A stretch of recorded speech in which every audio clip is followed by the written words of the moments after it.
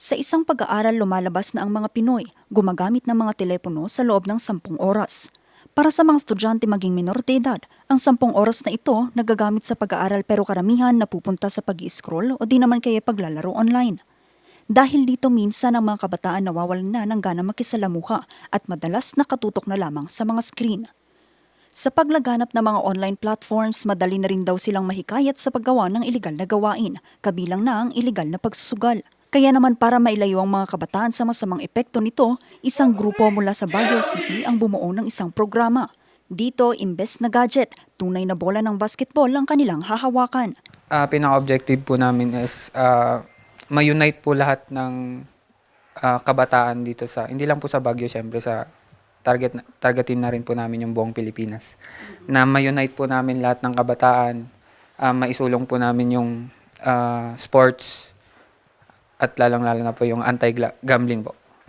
Sa panahon po kasi ngayon, ma'am, based sa nakikita po namin, napapanood po namin, marami pong nalululong na kabataan sa gambling po. Kaya, Troy.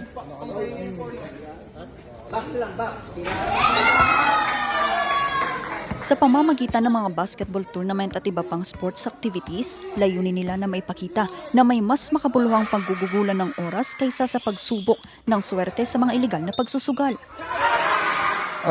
Naibabaling po namin yung attention nila sa mas makabuluhang bagay tulad ng basketball po. Tulad na lang, for example po, yung mga batang nakahawak lang sa gadgets. Pwede mo silang yayain anytime eh. Pero nasa kanila yung decision kung sasama sila. Pero kami, mamimilit na lang kami. First, ang vision ng KOC is to build a strong basketball community that develops discipline, respectful, and responsible individuals. And secondly, yung mission namin is to organize quality basketball events and inspire the youth, promote sportsmanships, and serve the community through sports po.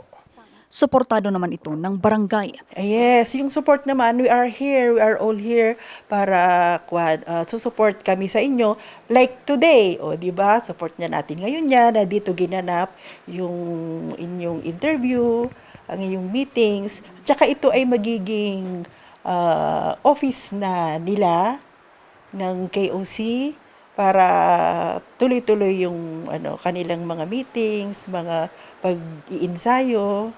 Yan. Tsaka, in terms of mga projects, basta makikoordinate lang sila sa amin para makagawa tayo ng resolutions. Umaasa sila na sa pamamagitan ng kanilang adhikain, mas maraming kabataan ang pipiliin ang laro sa loob ng court imbes na malulong sa mga gawaing maaaring magdulot ng pangmatagalang suliranin.